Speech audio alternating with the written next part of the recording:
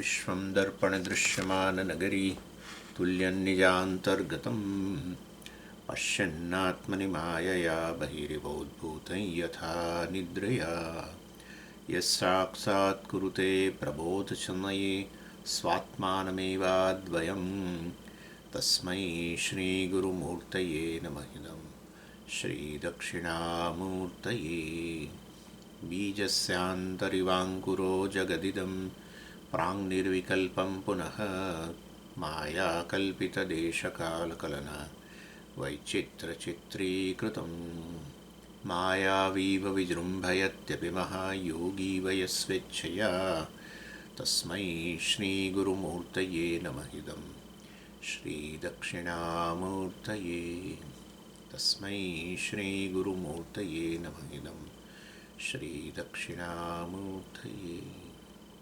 ॐ सहना भवतु सहनौ भुनक्तु सह वीर्यं करवावहै तेजस्विनावधीतमस्तु मा विद्विषावहै।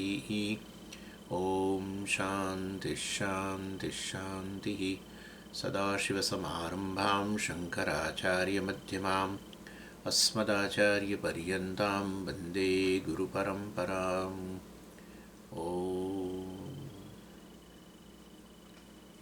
એટલે નિષ્કર્મ સિદ્ધિમાં આપણે અત્યારે આત્મા અને અહંકાર વચ્ચેનો વિવેક જે છે એ જોઈ રહ્યા છીએ. સુરેશ્વરાચાર્યજી મહાવાક્ય વિચાર બીજો અધ્યાય એની અંદર મહાવાક્ય વિચારમાં ત્વમપદ વિચાર તત્પદ વિચાર ત્વમપદ વિચાર એટલે ત્વમપદ એટલે તું એટલે એની અંદર તું આત્મા છું સાક્ષી છું વગેરે બ્રહ્મ છું એ એના માટે શું તો કે વિવેક કરવો પડે.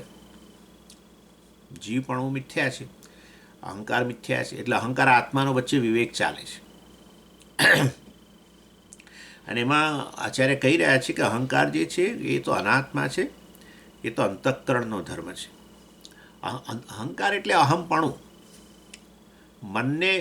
મનને પોતાનું કહેવું, મનને હું કહેવું, બસ. પછી મનથી આગળ વધીને ઇન્દ્રિયોને કહેવું, શરીરને કહેવું, પ્રાણને અહમ કહેવું, આઈનેસ, બસ. એટલે આત્મા જ વાસ્તવની અંદર આવું કરે છે.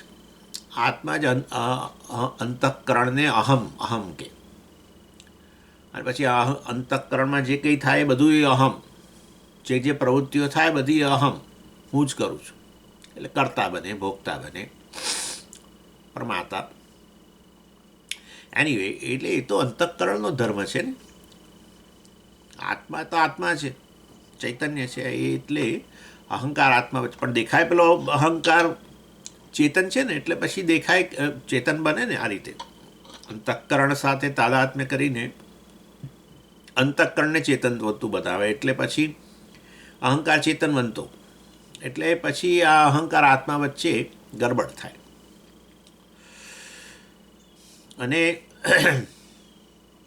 એટલે એને કારણે વાસ્તવમાં આપણે આપણી જાતને અહંકાર કહેતા હોવાને કારણે, એટલે કે શરીર મન બુદ્ધિ કહેતા હોવાને કારણે પછી આપણને મર્યાદાઓ લાગે. મર્યાદા છે નહીં, હું તો આત્મા પૂર્ણ છું. પરંતુ આવી મર્યાદાઓ લાગે અને સાચી માનીએ મર્યાદાઓ, અને પછી એને દૂર કરવાનો પ્રયત્ન કરીએ, એનું નામ જ સંસાર. એટલે આપણે સતત જીવનમાં કંઈક ને કંઈક બનવાનો પ્રયત્ન કરતા રહીએ. અને આપણે બનવું છે છેવટે શું કે પછી એવું બની જવું કે પછી કશું બનવાનું ના, એવું બનવું છે. પણ આ બનવાની પ્રક્રિયામાં તમે ક્યારેય બનવામાંથી મુક્ત ન બની શકો, આવું છે. અને આમાં સંસાર સ્ટ્રગલ, સતત જીવનમાં સ્ટ્રગલ, સંઘર્ષ જ ચાલે છે. જ્યાં છીએ જેવા છીએ એવું સ્વીકાર્ય છે જ નહીં. બસ હું જેવો છું એવું મને સ્વીકાર્ય નથી. દુનિયા તો બરાબર છે, ચાલો, પરંતુ આ અહંકારને કારણે, અહંકાર એટલે આ પ્રકારે આ શરીર મન બુદ્ધિને આત્મા કહી દેવાના કારણે બસ આ ગરબડ મિથ્યા વસ્તુ છે, એને અહમ કહી દેવાય. એને એમાં સત્યત્વ બુદ્ધિ થઈ ગઈ. હું આ જ છું, હું તો જીવ છું, એક વ્યક્તિ જ છું, પુરુષ છું, સ્ત્રી છું, પછી બધું બીજું બધું આવે, ગૃહસ્થ છું, આ છું, તે છે, બધું માતા છું, પિતા છું વગેરે.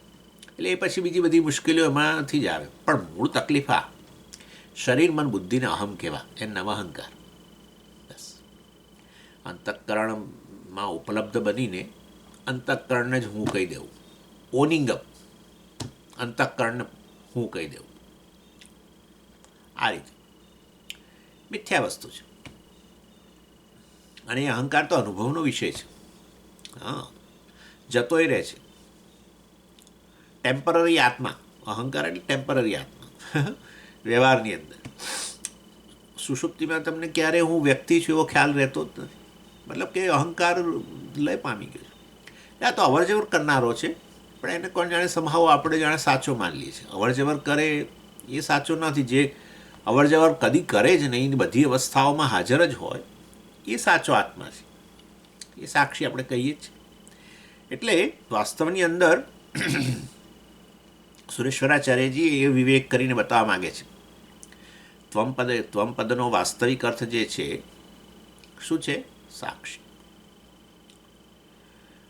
પણ આ પૂર્વ પક્ષી બધા આર્ગ્યુમેન્ટ કર્યા કે આમ અહંકાર જે છે એ આત્માનો જ ધર્મ છે. આપણે કહ્યું અહંકાર અનુભવનો વિષય છે. ધર્મ અનુભવાતો હોય તો ધર્મીય અનુભવાય, કારણ કે ધર્મ ધર્મીથી જુદો કદી ના હોય. અને માટે અહંકાર અનુભવનો વિષય બને તો આત્મા અનુભવનો વિષય બને. આત્મા અનુભવનો વિષય દૃશ્ય કેવી રીતે બને? આત્મા તો દ્રષ્ટા છે. એટલે પછી આપણે એને ખુશ કરવા માટે પછી છેવટે એને સમજાવવા માટે કહ્યું સારું ચાલો આત્મા દ્રષ્ટાએ ખરો ને દૃશ્ય ખરો. આત્મા દ્રષ્ટા છે, એમાં તો પૂર્વ પક્ષીને કોઈ તકલીફ નથી. એ તો ક્યાંથી હોય, એવી તો તકલીફ ક્યાંથી હોય. પણ આત્મા દૃશ્ય છે એવું થઈ જાય તો પછી અહંકાર દૃશ્ય એટલે આત્મા દૃશ્ય. લાલ રંગ દૃશ્ય હોય તો લાલ રંગ જેમાં રહેલો હોય એ વસ્તુ દૃશ્ય જ હોય ને તમારા માટે. લાલ રંગ અનુભવાતો હોય તો એ ગુલાબ જેમાં રહેલો છે લાલ રંગ, એ ગુલાબ એ અનુભવનો જ વિષય બને. ધર્મ તો ધર્મીથી જુદો હોય નહીં. ધર્મ અનુભવાય તો ધર્મીય અનુભવાય. એ રીતે એનીવે એટલે પછી જો આત્મા અહંકાર આત્માનો ધર્મ હોય તો અહંકાર અનુભવાતો હોય તો પછી આત્મા એ અનુભવનો વિષય બને. એટલે કહ્યું કે આત્મા વાસ્તવની અંદર પછી આપણે અભ્યુપેત્યવાદ કે ચાલો આત્માને અનુભવનો વિષય દૃશ્ય ગણો, દ્રષ્ટાય ખરો ને દૃશ્ય ખરો. તો એની અંદર કેટલા દોષો છે એ પછી 40મા શ્લોકની અંદર બતાવ્યું. યોગપદ્યમ એટલે વાસ્તવની અંદર આત્મા સાયમલ્ટેનિયસલી એક સાથે દ્રષ્ટા દૃશ્ય કેવી રીતે હોય, વિરુદ્ધ ગુણધર્મો એક જ જગ્યાએ એક જ કાળે કેવી રીતે હોય? આ તો શક્ય જ નથી. એટલે એ નથી. પછી બીજો દોષે બતાવ્યો અદૃશ્યત્વમ. એટલે વાસ્તવની અંદર જો આત્મા જે છે દ્રષ્ટા, અત્યારે દ્રષ્ટા અને પછી દૃશ્ય બનતો હોય, તો અત્યારે જ્યારે દ્રષ્ટા છે અને દૃશ્ય નથી તો પછી એ આત્મા છે કે નહીં કેવી રીતે ખબર પડશે? કારણ કે દૃશ્ય હોય તો ખબર પડે, કારણ કે દૃશ્ય હંમેશા કેવું છે? પરપ્રકાશ્ય છે. એટલે દૃશ્ય છે. દાખલા અત્યારે હું તમારા માટે દૃશ્ય છું તો એમાં કંઈ તકલીફ નથી. જ્યારે હું દૃશ્ય છું ત્યારે તો તમે કહો સ્વામી છે, કારણ કે સ્વામી પ્રકાશ્ય છે અમારા માટે, કે સ્વામી જ્ઞાનનો વિષય છે, સ્વામી દર્શનનો વિષય છે, સ્વામીને જોઉં છું વગેરે વગેરે. એટલે દૃશ્ય છે ત્યારે તો વાસ્તવમાં કોઈ તકલીફ નથી. પણ દ્રષ્ટા હોય ત્યારે પછી આત્મા છે કે નહીં કેવી રીતે ખબર પડી? એટલે અદૃશ્યત્વમ સ્યાત. અને એટલે આ તો પૂર્વ પક્ષી માટે. આપણે તો કહીએ છીએ આત્મા સ્વયં પ્રકાશ છે, માટે કદી એને વાસ્તવમાં નથી એવું તમે કદી કહી જ ના શકો. સમજી ગયા ને? જે વસ્તુ સ્વયં પ્રકાશ હોય એનું અસ્તિત્વ તમે નકારી ના શકો. એટલે તો કહીએ છીએ કે હુંનું અસ્તિત્વ નકારી આપો. એ તો આપણે કહીએ છીએ હુંનું અસ્તિત્વ નકારી આપો. બધું નકારી શકશો પણ હું નહીં નકારી શકો. હા, કારણ કે સ્વયં પ્રકાશ છે. જે સ્વયં પ્રકાશ હોય એનું અસ્તિત્વ સિદ્ધ કરવાની જરૂર ના હોય, સ્વયં સિદ્ધ હોય. એટલે એની એ તો આપણા માટે, પરંતુ પૂર્વ પક્ષી માટે તો એવું છે જ નહીં. કારણ કે વાસ્તવની અંદર આવો આર્ગ્યુમેન્ટ કરવો એ બતાવે છે કે એને વેદાંતનું જ્ઞાન નથી. એટલે એટલે એ જો જ્યારે આત્મા દ્રષ્ટા અને દૃશ્ય એક સાથે ન હોય તો કંઈ નહીં. આત્મા દ્રષ્ટા પહેલાં પછી અદૃશ્ય બને. હા બરાબર, આત્મા દૃશ્ય બને તો તમે કહી શકશો આ રહ્યો આત્મા. પણ આત્મા દ્રષ્ટા હોય ત્યારે આત્મા છે કે નહીં કેવી રીતે ખબર પડશે? એટલે વાસ્તવની અંદર અદૃશ્યત્વમ સ્યાત એ કહ્યું. અને પછી શ્રુતિ વૈયર્થ્યમ. આત્માને તો શ્રુતિ નિત્ય દ્રષ્ટા બતાવે છે, અલુપ્ત દૃષ્ટિ. હે ને? અલુપ્ત દૃષ્ટિ કહ્યું ને. વિજ્ઞાતુ નહીં દ્રષ્ટુ દ્રષ્ટે વિપરિલોપો વિદ્યતે અવિનાશિત્વાત.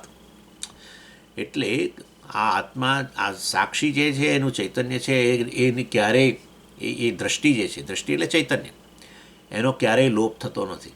તો એનો અર્થ કે એ ક્યારેક દ્રષ્ટાંત પછી દ્રશ્ય પછી પાછો દ્રષ્ટાંત આવું બનતો જ નથી, નિત્ય દ્રષ્ટા જ છે. તો અને માટે એ દૃષ્ટિએ જો તમે આ રીતે કહો કે અત્યારે દ્રષ્ટાંત પછી દ્રશ્ય ને આ બધું તમે બોલો તો પછી એનો અર્થ એવો થયો કે શ્રુતિનું વાક્ય જે ખોટું ઠરે છે.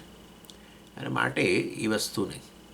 અને એ વસ્તુ વધારે પછી આ 41મા શ્લોકની અંદર સમજાવે છે. કુતઃ સંબંધ ગદ્યમાં કહ્યું કુતઃ યસ્માત. કુતઃ એટલે તમે કેમ કહો છો કે બૃહદારણ્યક ઉપનિષદનું વાક્ય જે છે આ રીતે એનું વૈયર્થ્ય, એની વ્યર્થ બની જશે એવું તમે કેવી રીતે કહો છો?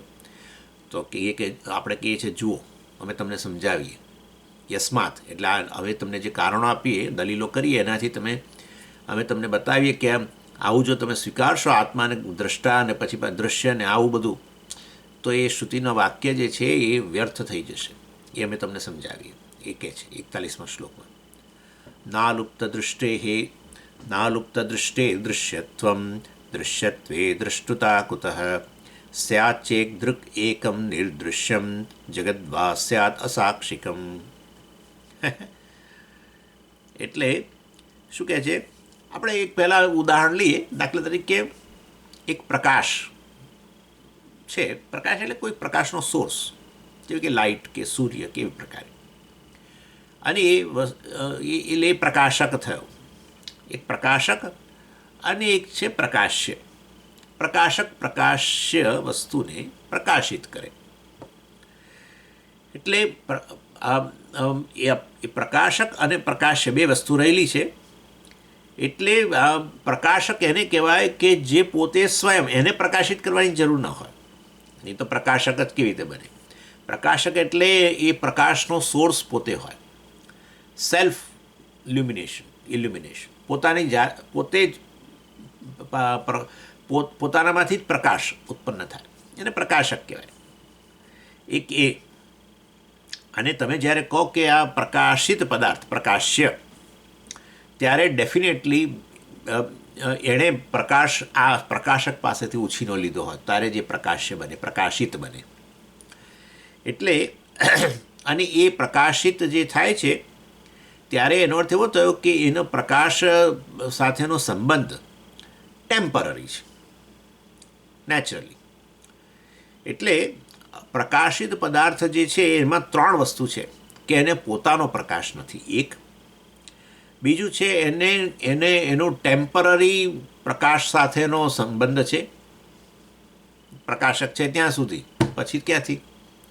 એટલે એનો પ્રકાશ સાથેનો સંબંધ ટેમ્પરરી છે, કામચલાઉ છે. આ બીજું. પ્રકાશિત પદાર્થ જે છે એને પોતાનો પ્રકાશ નથી, એક. એનો પ્રકાશ સાથેનો સંબંધ ટેમ્પરરી છે. અને ત્રીજું કે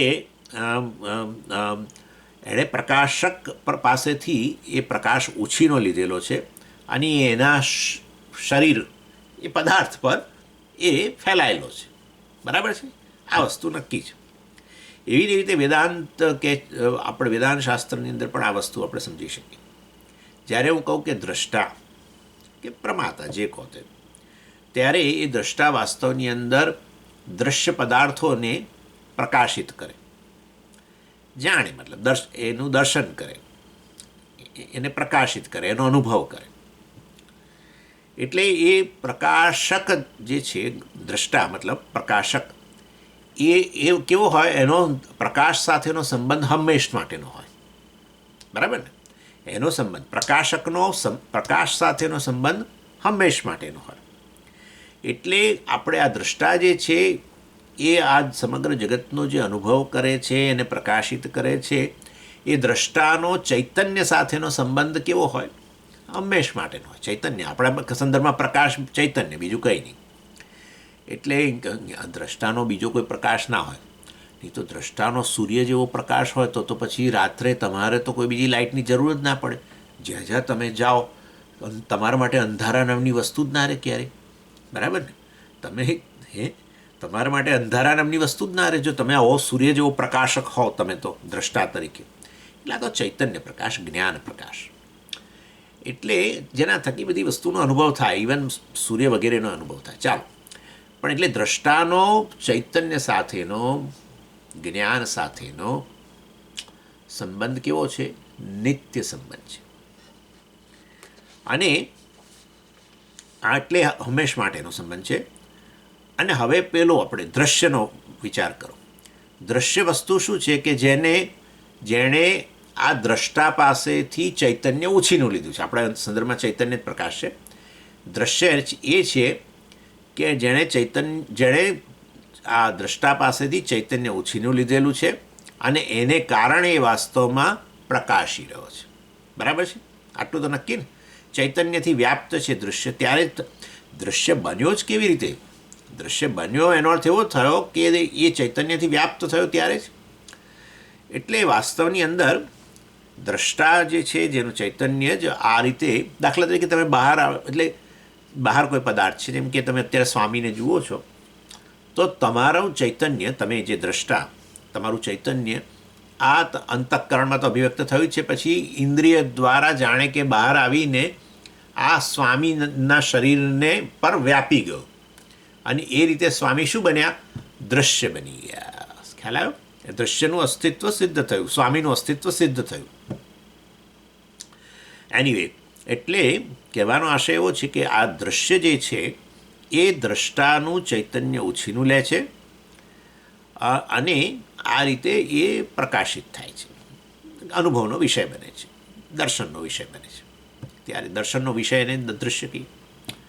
એટલે જો હવે તમે કહેશો કે આત્મા દૃશ્ય, એને આપણે પહેલાં વાત થતી હતી, જો આત્મા એ આ દ્રષ્ટા પણ પછી પાછો દૃશ્ય બને. જો આત્મા દૃશ્ય બને એનો અર્થ કે આત્મા જે છે એને કોઈક બીજું ચૈતન્ય એને વ્યાપ્ત કરે ત્યારે વાસ્તવની અંદર, એટલે કે આત્માએ એ અન્ય જે દ્રષ્ટા જે છે એનું ચૈતન્ય ઉછીનું લીધું અને એ રીતે આત્મા પ્રકાશિત થયો. હવે આત્મા ચૈતન્ય ઉછીનું લે છે કે આત્મા ચૈતન્યનો સોર્સ છે, ચૈતન્ય સ્વરૂપ છે. એટલે વાસ્તવની અંદર આત્મા પાસે જે ચૈતન્ય છે તો પોતાનું ચૈતન્ય છે, આવું કહેવું પડે. આત્મા ચૈતન્ય સ્વરૂપ છે અને માટે એણે ચૈતન્ય ઉછીનું લેવાની જરૂર જ નથી. અને એવા એ દ્રષ્ટિએ ક્યારેય આત્મા દૃશ્ય બની શકે નહીં. આત્મા ક્યારેય દૃશ્ય એને જ કહેવાય કે જેણે દ્રષ્ટા પાસેથી ચેતનતા ઉછીની લીધી, ચૈતન્ય ઉછીનું લીધું. પણ હવે આત્મા દૃશ્ય બને તો પછી એણે ચૈતન્ય ઉછીનું લીધેલું છે. પણ આત્મા તો ચૈતન્ય સ્વરૂપ છે અને માટે વાસ્તવમાં એ ક્યારેય દૃશ્ય બની શકે નહીં. એટલે એ વસ્તુ અહીંયા કહી રહ્યા છે. એ બૃહદારણ્યક ઉપનિષદમાં જે કહ્યું કે વાસ્તવમાં નહીં દ્રષ્ટુ દ્રષ્ટેહે વિપરિલોપો વિદ્યતે અવિનાશિત્વાત. આ દ્રષ્ટાની દૃષ્ટિ કે ચૈતન્યનો ક્યારેય લોપ થતો નથી, અવિનાશિત્વાત, એનો ક્યારેય વિનાશ જ થતો નથી, કારણ કે સ્વરૂપ છે એનું. એવા સંજોગોમાં આત્મા નિત્ય દ્રષ્ટા જ હોય, ક્યારેય દૃશ્ય બની શકે નહીં. એ રીતે આપણે અહીંયા સમજાય છે. એટલે અલુપ્ત દૃષ્ટે હે આત્મનઃ અલુપ્ત દૃષ્ટે હે. આ આત્મા માટે વાસ્તવમાં જે આ રીતે જે ચૈતન્યનો સોર્સ છે, વાસ્તવમાં એનું જેનું સ્વરૂપ છે એની દૃષ્ટિ, એટલે કે અલુપ્ત એટલે નિત્ય, દ્રષ્ટિ એટલે ચૈતન્ય. આ આત્માના ચૈતન્ય જે કેવું છે? નિત્ય છે. એટલે નિત્ય ચૈતન્ય એટલે કે એનું સ્વરૂપ છે. નિત્ય એટલે સ્વરૂપ. અગ્નિ નિત્ય ઉષ્ણ છે એમ કહો એટલે શું? અગ્નિનું સ્વરૂપ. જે વસ્તુ અવર જવર કરે કદી એ વસ્તુ સ્વરૂપ ના હોય, એટલું નક્કી લખો. જો પાણી ઉષ્ણ બનતું, ગરમ બનતું હોય તો પાણી, અને પાછું ઠંડુ થતું હોય તો પાણી વાસ્તવની અંદર એનો સ્વભાવ ઉષ્ણતા નથી. અગ્નિ જે છે નિત્ય ઉષ્ણ છે, માટે એનો સ્વભાવ છે. એવી રીતે અલુપ્ત એટલે તમે સમજી શકો છો, જેનો લોપ ન થઈ શકે એવી દ્રષ્ટિ, એવું ચૈતન્ય. કોનું? આત્માનું. એની રીતે એટલે વાસ્તવની અંદર એનું સ્વરૂપ જ છે. એવા સંજોગોમાં એણે દૃશ્ય જ ન બની શકે. દૃશ્ય તો એને કહેવાય કે જેણે ચૈતન્ય ઉછીનું લીધું અને વાસ્તવમાં એ પ્રકાશિત થયો. એવું નથી. અહીંયા અલુપ્ત દૃષ્ટિ કેમ વાપર્યું આચાર્યએ? કારણ કે નિત્ય ચૈતન્ય કહી દેવું જોઈએ, ચૈતન્ય સ્વરૂપ ને એવું બધું ના કહી દેવું જોઈએ. ચિત્ત સ્વરૂપ, આવા બધા શબ્દો તો છે. નાના પેલું વાક્ય બૃહદારણ્યકનું વાક્ય વ્યર્થ ઠરશે જે એમણે કહ્યું એ વસ્તુ સમજાવે છે કે જુઓ, આત્માને આ રીતે તમે અહંકાર અનુભવનો વિષય છે, તમે કહો છો અહંકાર આત્માનો ધર્મ છે, તો પછી વાસ્તવમાં આત્મા અનુભવનો વિષય બન્યો, આત્મા દર્શનનો વિષય બન્યો, દૃશ્ય બન્યો. મતલબ જો આત્મા દૃશ્ય બન્યો તો આ શ્રુતિનું વાક્ય ખોટું ઠરશે. કઈ રીતે ખોટું ઠરશે? તો આ બતાવ્યું. સમજી ગયા કે વાસ્તવમાં દૃશ્ય એને જ કહેવાય કે જે ચૈતન્ય ઉછીનું લે, ત્યારે તો દૃશ્ય બને છે. મારું શરીર છે, તમારું ચૈતન્ય ઉછીનું લઈને પ્રકાશિત થાય છે, તમારા માટે દર્શનનો વિષય બને છે. આવું ગણવાનું આમ કે અંતઃકરણમાં અભિવ્યક્ત થયેલું ચૈતન્ય તમારા આંખો દ્વારા બહાર આવીને આ સ્વામીના શરીરને વ્યાપી ગયું અને સ્વામી પ્રકાશિત થયા અમારા માટે, દર્શનના વિષય બન્યા, દૃશ્ય બન્યા. એ રીતે ચાલો. એટલે અલુપ્ત દૃષ્ટિ હે આત્મા જેની જે નિત્ય દ્રષ્ટા છે, નિત્ય ચૈતન્ય સ્વરૂપ છે, એ દૃશ્યત્વ અહીંયા અલુપ્ત દૃષ્ટિ હે જે છે ને એમાં દૃષ્ટિ શબ્દ છે, એટલે દ્રષ્ટાનો એ નથી. દ્રષ્ટિ હે કહ્યું છે ને એટલે આત્માની અલુપ્ત દૃષ્ટિ, નિત્ય દૃષ્ટિ એટલે કે ચૈતન્યનો ક્યારેય લોપ થતો નથી, અલુપ્ત છે. એટલે માટે દૃશ્યત્વ ન સંભવતી, માટે એવો આત્મા ક્યારેય અનુભવનો વિષય ન બની શકે. એના માટે શું હોવું જોઈએ? ચૈતન્ય ઉછીનું લેવું પડે. આ આપણે સૂર્યના સંદર્ભમાં તમે આ સમજી શકો છો. સૂર્ય ક્યારેય પ્રકાશનો વિષય ન બની શકે, પ્રકાશિત ન થઈ શકે. સૂર્ય પ્રકાશિત ન થઈ શકે, કારણ કે સૂર્યએ પ્રકાશિત થવા માટે ક્યાંકથી પ્રકાશ ઉછીનો લેવો પડે. સૂર્ય પ્રકાશ ઉછીનો લે, જગત ઉછીનું લે છે પ્રકાશ, કારણ કે જગત દૃશ્ય છે, બરાબર છે. જગતનો પોતાનો કોઈ પ્રકાશ નથી, જગત પ્રકાશનો સોર્સ નથી. જગત જે છે એ વાસ્તવની અંદર એવી રીતે માટે સૂર્યથી પ્રકાશિત થાય, સૂર્યના પ્રકાશને ઉછીનો લઈને પોતાના શરીરને આમ જાણે પ્રકાશિત કરે, એટલે એ બરાબર છે. પરંતુ સૂર્યને કોઈ આ રીતે પ્રકાશિત ન કરી શકે. સૂર્યને પ્રકાશિત કરવા માટે સૂર્યના શરીરને મતલબ એ ગોળાને અન્ય પ્રકાશથી પ્રકાશિત કરવો પડે. એ વસ્તુ શક્ય જ નથી, બરાબર છે. એટલે એના માટે સૂર્ય પ્રકાશ ઉછીનો લેવાની જરૂર જ નથી. અને માટે સૂર્ય કાર્ય પ્રકાશનો વિષય ન બની શકે, પ્રકાશ્ય ન બની શકે. સૂર્ય પ્રકાશક, નિત્ય પ્રકાશક છે. પ્રકાશનો પોતાનો પ્રકાશ, એનો પોતાનો સોર્સ છે. એટલે દૃશ્યત્વ ન સંભવતી. દૃશ્યત્વે જો તમે આત્માને દૃશ્ય કહેશો તો દ્રષ્ટુતા કુતઃ. હવે આ બીજું આવ્યું. આત્માને જો દૃશ્ય કહેશો તો પછી વાસ્તવમાં કોણ દ્રષ્ટા, કોણ સાક્ષી રહેશે? જે આવી રીતે ચૈતન્યનો સોર્સ હોય એવો એ સાક્ષી, એ કોણ રહેશે પછી જો આત્માને દૃશ્ય કહી દેશો તો? એટલે આત્મા જો દૃશ્ય બને તો પછી વાસ્તવમાં એ સાક્ષી ન હોઈ શકે. સાક્ષી એટલે જે વાસ્તવમાં ચૈતન્ય સ્વરૂપ છે. હવે આત્મા દૃશ્ય બની જાય તો એણે ઉછીનો ચૈતન્ય લીધું, તો પછી આત્મા સાક્ષી ન રહી શક્યો હોય. વાસ્તવમાં એ ચૈતન્યનો સોર્સ ન રહી શકે. પોતે ચૈતન્યનો સોર્સ હોય, એણે ચૈતન્ય ઉછીનું લેવાનું, એવું કેવી રીતે હોય? એટલે શ્રુતિ કહે છે કે સાક્ષી આત્મા છે, પર એ વાસ્તવમાં સદાય ચૈતન્ય સ્વરૂપ છે. આ રીતે ધ્યાન કરો. હું કેવળ ચૈતન્ય સ્વરૂપ છું, મારા પ્રકાશથી બધું પ્રકાશે છે. આ શબ્દો પ્રકાશી રહ્યા છે સ્વામીના, કારણ કે હું ચૈતન્ય સ્વરૂપ છું. આ સ્વામીને હું જોઈ શકું છું, કારણ કે હું ચૈતન્ય સ્વરૂપ છું.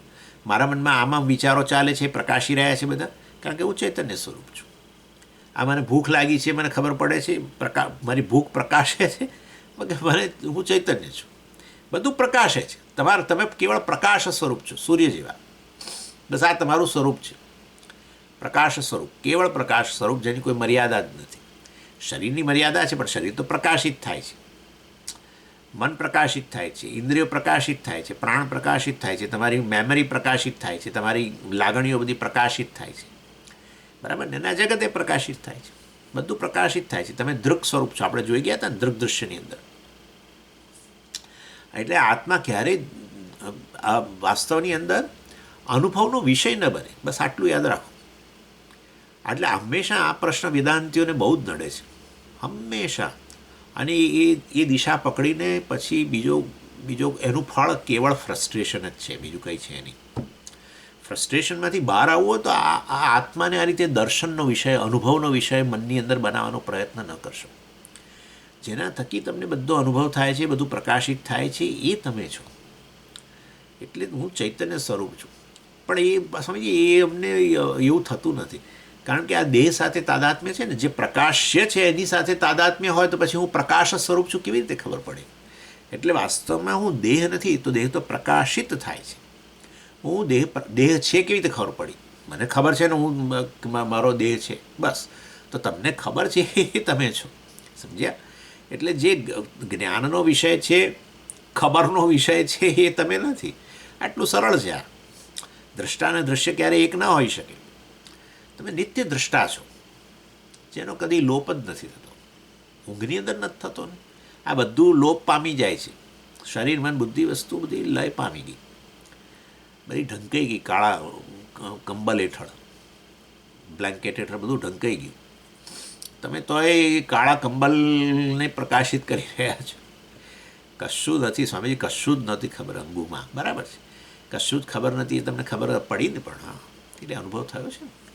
અર્થાત આવા ત્રણેય અવસ્થાની અંદર કેવળ પ્રકાશ સ્વરૂપ છે. એટલે આ આત્માના અનુભવની, ખાસ કરીને આ થોડો ઘણું આપણે ભણીએ ને પછી હવે આમ અનુભવ, એક વિશેષ અનુભવ કરવો છે. જેવી રીતે અત્યારે સ્વામીનો અનુભવ થઈ રહ્યો છે, હમણાં થોડી વાર પછી નહીં થાય, પછી કંઈક બીજું વસ્તુનો અનુભવ થશે, ત્રીજી વસ્તુનો અનુભવ થશે, ચોથી વસ્તુનો અનુભવ થશે. એમ એવી રીતે એકવાર સ્વામીજી આત્માનો અનુભવ કરી લેવો છે. આવું ન બને. આત્મા સર્વવ્યાપી છે અને પ્રકાશ સ્વરૂપ છે, જેના થકી તમને આખા જગતનો અનુભવ થાય છે, એ તમે છો. અને માટે જેટલે અંશે તમે આમાંથી મુક્ત બનશો, આત્માને અનુભવનો વિષય બનાવવાથી મુક્ત બનશો, એટલા અંશે વેદાંત સફળ થશે. વેદાંતની સફળતા આમાં છે કે આત્માનું જ્ઞાન થઈ ગયું સ્વામીજી. હવે તો બધી ખબર પડે. તમે બોલો છો ને બધું, હવે તમે શું બોલવાના છે એમને ખબર પડશે, શું ઉદાહરણ આપશો એમને ખબર પડશે. પણ આત્માનો અનુભવ નથી થયો. જો વિચારો, એ બોલનારો જ આત્મા છે, પણ ખબર જ નથી. એટલે હજુ એને પેલો જડ વિષય બનાવે છે. આપણે કે આત્મા ચૈતન્ય સ્વરૂપ છે, એને દૃશ્ય જડ બનાવે છે.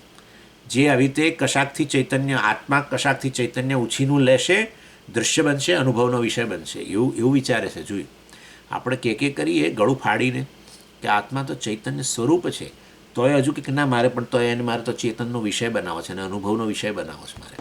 એ આત્મા એવો કે જે આવી રીતે ચૈતન્ય ઉછળની લઈ અને અનુભવનો વિષય બને. અને આ વસ્તુ ફ્રસ્ટ્રેશન લાવશે. એટલે હદ સુધી કે તમે છોડી જ દેશો, ભણવાનું છોડી દેશો, આવી સ્થિતિ આવી જશે. માટે અનુભવનો વિષય નહીં. હું જેને અહંકાર કહે કરું છું, એક જીવ કહું છું, એ શેને કારણે કહું છું? કારણ કે આ બધી પ્રકાશિત વસ્તુઓ છે, અનાત્મ વસ્તુઓ છે, એનમાં આત્મબુદ્ધિ કરીને બેઠો છું. બાકી વાસ્તવમાં હું તો સ્વયં પ્રકાશ આત્મા જ છું. મને પ્રકાશિત કરવાની કદી જરૂર જ નથી. મને જ્ઞાનનો વિષય બનાવવાની જરૂર જ નથી. જે જડ વસ્તુઓ છે એને હું એની અંદર તાદાત્મ્ય, એમાં અહમ બુદ્ધિ કરીને પછી આ રીતે પછી ફ્રસ્ટ્રેટ થઈએ આપણે. એનીવે, ચાલો. એટલે અહીંયા પહેલો એક મુદ્દો આ કર્યો.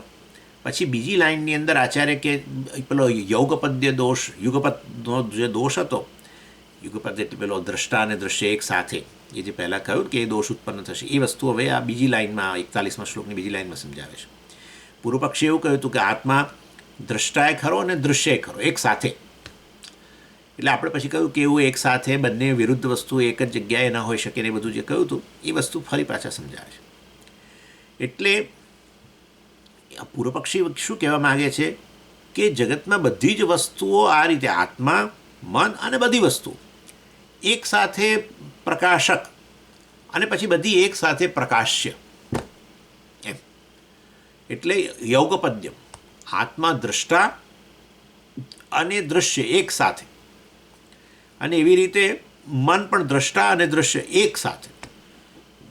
અને એક્સટેન્શન કરીને તમે કહી શકો જગતની બધી જ વસ્તુઓ આ રીતે દ્રષ્ટા અને દૃશ્ય એક સાથે.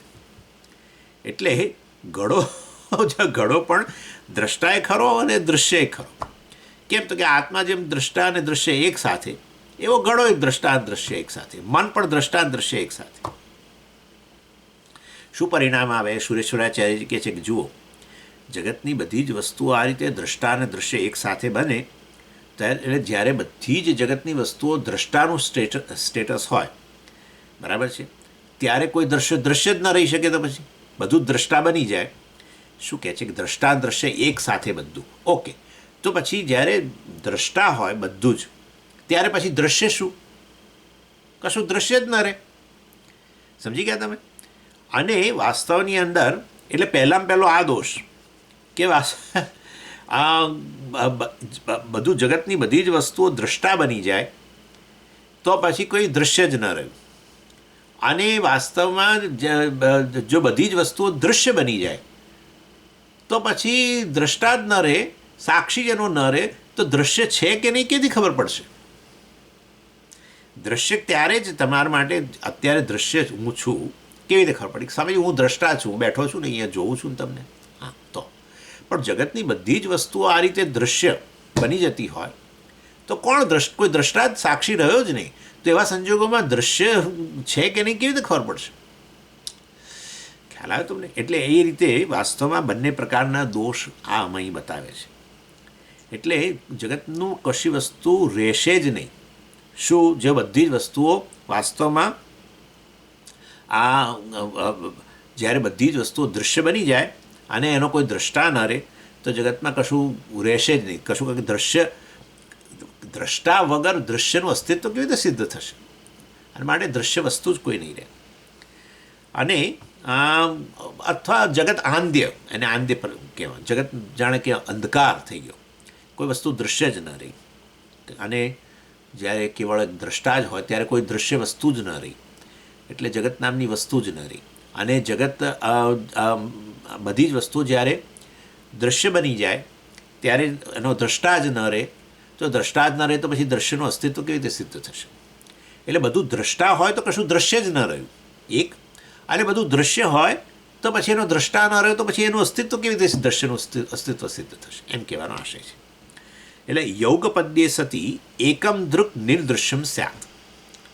યોગપદ્ય એટલે યુગપદ એટલે તમને કહ્યું સાથે સાથે, સાયમલ્ટેનિયસ, એક સાથે દ્રષ્ટા અને દૃશ્ય બંને વસ્તુઓ હોય, પ્રત્યેક વસ્તુ, તો વાસ્તવમાં એકમ દૃક મતલબ આખું જગત એક દ્રષ્ટા જ બની ગયું બધું જ. તો પછી હવે નિર્દૃશ્યમ સ્યાત, તો હવે કોઈ દ્રશ્ય વસ્તુ રહી જ નહીં, એ વસ્તુ કહે છે.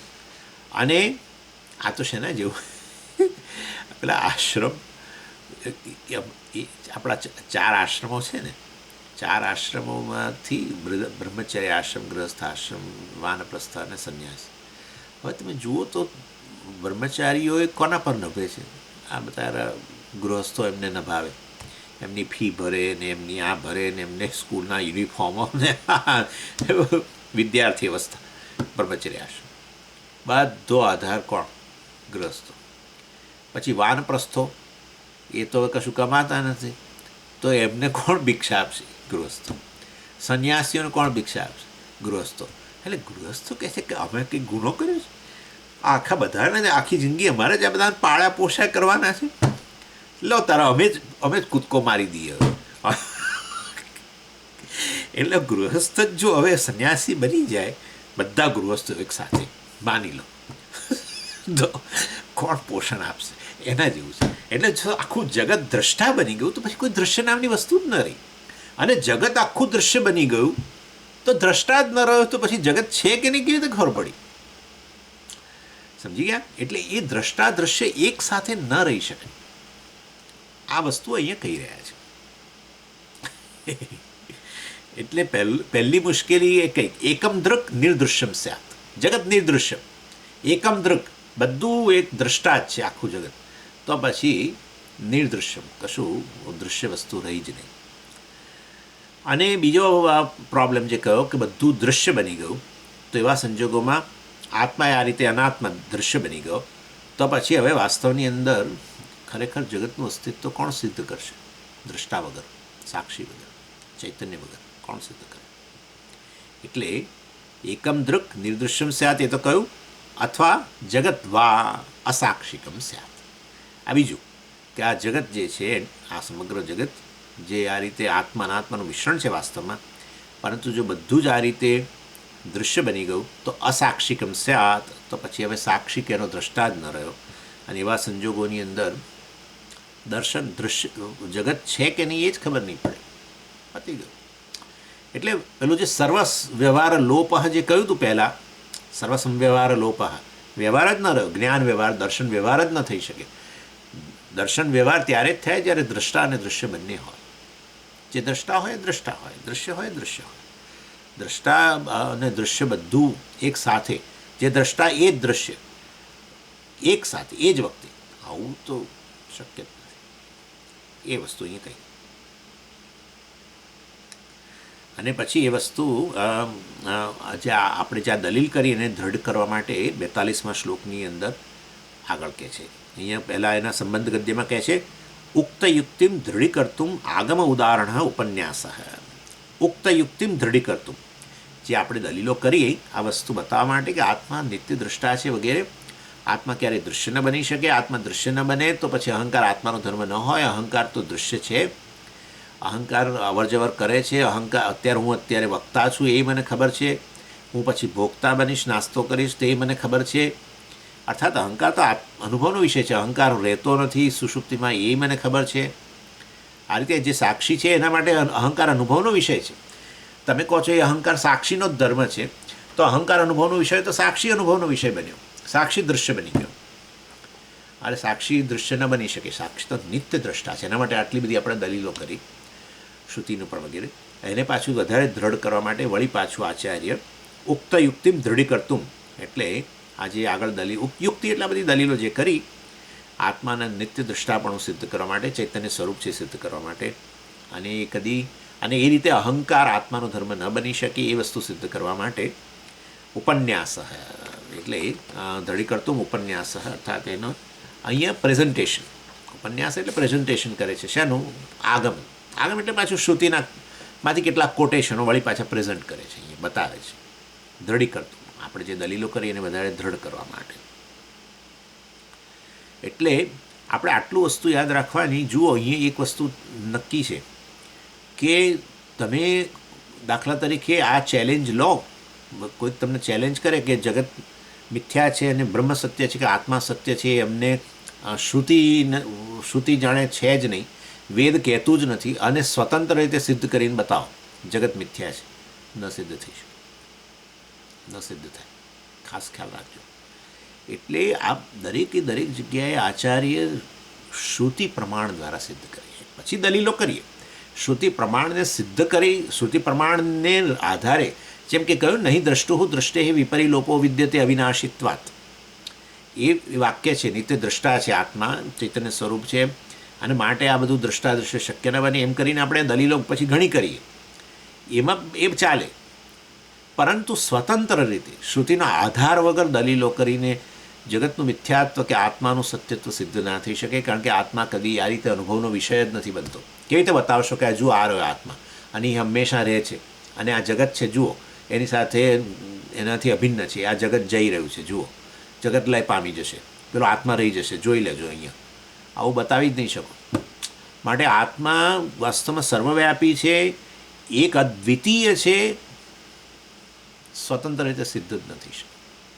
એટલે જે કંઈ વાસ્તવની અંદર આપણે લોજિક યુક્તિઓ બધી કરીએ અદ્વૈત સિદ્ધિ માટે, એ બધી જ વસ્તુ અહમ બ્રહ્માસ્મિ હોય કે તત્વમસી હોય કે બ્રહ્મ સત્યમ જગન મિથ્યા હોય, કે ક્યારેય બ્રહ્મ અનુભવનો વિષય બનવાનો જ નથી. અને માટે બ્રહ્મ તો તમે છો. તમે તમારા માટે અનુભવનો કદી વિષય ન બની શકો. તમારા માટે અન્ય વસ્તુ અનુભવનો વિષય બને. જે વસ્તુ તમારા માટે અનુભવનો વિષય બનતી હોય તમે નથી, એટલું તો નક્કી રાખવાનું છે. તમારા માટે અનુભવનો વિષય બનનારી વસ્તુ તમે ન હોઈ શકો. બહાર રસ્તા પર અત્યારે ગધેડો જઈ રહ્યો હોય ને ગધેડો મારા માટે અનુભવનો વિષય બનતો હોય તો હું ગધેડો ન હોઈ શકું. આટલી સરળ વસ્તુ છે આ. એટલે જે અનુભવનો વિષય બને છે એ બતાવે છે કે અનુભવ કરનારો છે એક, અને બીજો અનુભવનો વિષય છે. તો જ અનુભવ નામની વસ્તુ શક્ય બને. કોઈ પણ અનુભવ ત્યારે જ શક્ય બને જેને એક છેડે અનુભવનો વિષય હોય, બીજે છેડે અનુભવ કરનારો હોય. નહીં તો અનુભવ નામની વસ્તુ જ શક્ય ન બને.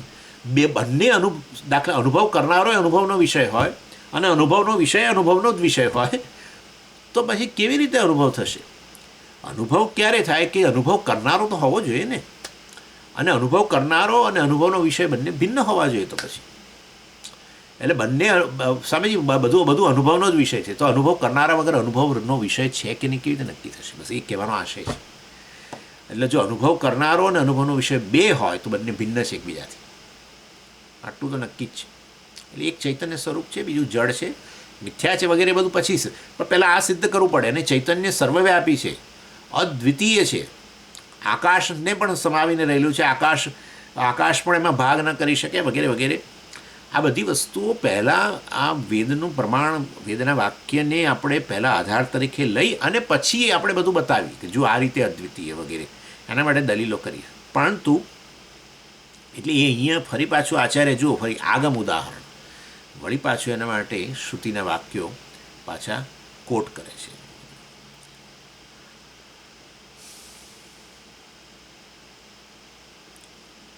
અને 42મા શ્લોકમાં કહે છે, હાર્તમ અન્યદૃશે સર્વમ નેતિ નેતિ ચાસકૃત વદંતિ નિર્ગુણમ બ્રહ્મ કથમ શ્રુતિ ઉપેક્ષતે. આ વસ્તુ આ જે છે ને બ્રહ્મ કે ઈશ્વરનું અસ્તિત્વ આ આપણે ભણી ગયા તો તમને યાદ હોય તો બ્રહ્મસૂત્રની અંદર બીજા સૂત્રની અંદર જન્માદ્યસ્ય અતઃ, જેમાંથી જગતની જન્મ એટલે કે સૃષ્ટિ, જેમાં જગતનો જન્મ, સ્થિતિ અને લય થાય છે એ બ્રહ્મ છે. એ રીતે ત્યાં બ્રહ્મ કે ઈશ્વર છે એ રીતે ત્યાં વાત થઈ. ત્યાં આચાર્યએ પેલા નૈયાયિકોની સામે આર્ગ્યુમેન્ટ કરેલા, આ બધું ત્યાં છે. નૈયાયિકોએ ખાલી દલીલથી ઈશ્વરની સિદ્ધિ કરી, દલીલથી, યુક્તિ, બહુ જડ બેસાલક. જો સામાન્ય વ્યક્તિ હોય ને તો માની જ લે કે હા ઈશ્વર છે, એવું યુક્તિથી સિદ્ધ કર્યું નૈયાયિકોએ. ખાલી એની સામે પડકાર વેદાંતિઓએ કર્યો. વેદાંતિઓએ યુક્તિની અંદર ક્યાં દોષ રહેલો છે બતાવી દીધો અને કહ્યું કે તમે સ્વતંત્ર રીતે ઈશ્વર સિદ્ધિ ન કરી શકો. તર્કથી ઈશ્વરની સિદ્ધિ જો થતી હોત તો નૈયાયિકો શું આપણા વૈજ્ઞાનિકોએ કરી દીધી હોત. વૈજ્ઞાનિકો મોટા તાર્કિકો છે. તર્કથી ઈશ્વરની સિદ્ધિ થતી હોત તો જગતમાં બહુ તાર્કિક લોકો છે, બધા ઈશ્વરની સિદ્ધિ કરી હોત. પણ મોટાભાગના તાર્કિક લોકો, તર્કથી જનારા લોકો ઈશ્વરના અસ્તિત્વનો સ્વીકાર જ નથી કરતા. મોટાભાગના નાસ્તિકો છે, મોટાભાગના. કેવળ તર્કથી ઈશ્વરની સિદ્ધિ ન થઈ શકે. એક જ આર્ગ્યુમેન્ટ કરો ને આખું બધું પડી ભાગે. શું કહ્યું ખબર તમને નૈયાયિકો? આ જગત છે ને એક સુંદર, ઇન્ટેલિજન્ટ, બુદ્ધિપૂર્વકનું સર્જન છે, માટે એની પાછળ કોઈ બુદ્ધિમાન, સર્વજ્ઞ અને આવું જગત સર્જનાર સર્વશક્તિ હોવો જોઈએ. બોલો, આ સમજ્યા તો જબરજસ્ત આર્ગ્યુમેન્ટ. વાત તો સાચી જ છે. એ કોષ હોય કે મોટા મોટી વસ્તુ, બધી વસ્તુ બહુ બુદ્ધિપૂર્વક જોડાયેલી છે. આ શરીર પણ બહુ બુદ્ધિપૂર્વક બધા અવયવો રહેલા છે અને બધું પ્રયોજન સિદ્ધ કરે છે. બુદ્ધિપૂર્વક જોડાઈને પાછા પ્રયોજન સિદ્ધ કરે છે. જગતની બધી વસ્તુઓ, શરીરથી માંડીને બધું જ એક વસ્તુ પ્રયોજનવાળી છે. માટે એની પાછળ કોઈ બુદ્ધિમાન અને આખું જગત બનાવનાર એટલે સર્વજ્ઞ અને આવું પાછું બધું અને આવી રીતે અકબંધ રાખનાર સર્વશક્તિ હોવો જ જોઈએ કોઈક. હા, ઈશ્વર સિદ્ધ થઈ ગયો. આચાર્ય આર્ગ્યુમેન્ટ કર્યો. કોણ કહે છે આ જગત સર્જન છે? કોણ કહે છે? કોણે કહ્યું? બુદ્ધિમાન હોય તો જગત આપોઆપ જ એ રીતે એની ઇન્ટેલિજન્સ એ જળ વસ્તુમાં જ રહેલી હોય ને એને લીધે એ રીતે મેનિફેસ્ટ થતું હોય. કોણે કહ્યું કે એના માટે એની પાસે કોઈ ચેતન વ્યક્તિ રહેલો છે? રહ્યો છે ક્યાં છે? બતાવો, ક્યાં રહ્યો છે? ક્યાં છે? કયું રૂપ છે? આવું રૂપ છે? આવું રૂપ હોય અને સર્વજ્ઞ અને સર્વશક્તિ કેવી રીતે હોય? મારા જેવો, તમારા જેવો હોય, સર્વજ્ઞ અને સર્વશક્તિ, 2 + 2 = 4, એનાથી આગળ તો આવડતું નથી કશું. એ આ જગત કેવો હોય? પુરુષ હોય, સ્ત્રી હોય, ક્યાં રહેલો હોય? ક્યાંક રહેલો હોય તો પછી કોઈક આકારવાળો હોવો જોઈએ. જેમ કે હું અત્યારે અહીંયા આપણા આશ્રમમાં બેઠો છું, એક આકાર હોય તો હું કહું કે આ જગ્યાએ બેઠો છું. એટલે ભગવાન ક્યાંક બેઠો હોય તો પછી એનો આકાર હોવો જોઈએ. આકાર હોવો જોઈએ તો પછી એ મર્યાદાવાળો જ હોય. કંઈક શરીર મતલબ મર્યાદાવાળો જ હોય. એવો મર્યાદિત આવું જગત કેવી રીતે બનાવે? એટલે વાસ્તવમાં આ જગત સર્જન છે, અમે એને અસ્વીકારીએ. બુદ્ધિપૂર્વકનું સર્જન છે. ગયો ઈશ્વર. પછી આપણે કહ્યું કે ભાઈ શાસ્ત્ર કે છે, શાસ્ત્રએ બતાવ્યું કે જગતનું સર્જન કરનાર ઈશ્વર છે, જગતનું કારણ ઈશ્વર છે. ખાલી સર્જક જ નથી, સર્જન પણ એ છે, વગેરે વગેરે વગેરે.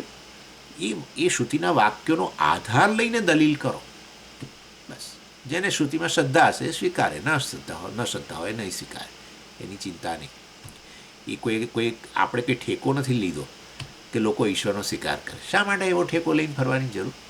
કોઈ જ જરૂર નથી, એવી કોઈ જરૂર નથી. જેને સ્વીકારવો સ્વીકારે, જે સ્વીકારશે એનું જીવન કંઈક જુદું ઘડાશે, એના જીવનમાં ઘણી બધી વસ્તુઓ બદલાઈ જશે, જીવન વધારે મિનિંગવાળું બનશે. પણ જે નથી સ્વીકારતો તો એ એના રસ્તે, વાંધો નહીં. પરંતુ કેવળ તર્કનો આશ્રય લઈને ઈશ્વર સિદ્ધિ ન થઈ શકે. એ બીજા સૂત્રની અંદર આપણે જોઈ ગયા છીએ, જન્માદ્યસ્ય તરની અંદર.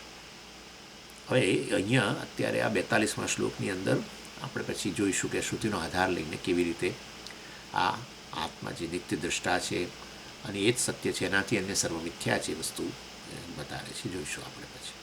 ઓમ પૂર્ણમદ પૂર્ણમિદમ પૂર્ણાત પૂર્ણમુદચ્યતે પૂર્ણસ્ય પૂર્ણમાદાય પૂર્ણમેવાવશિષ્યતે. ઓમ શાંતિ શાંતિ શાંતિ. હરિ ઓમ શ્રી ગુરુભ્યો નમઃ. હરિ ઓમ.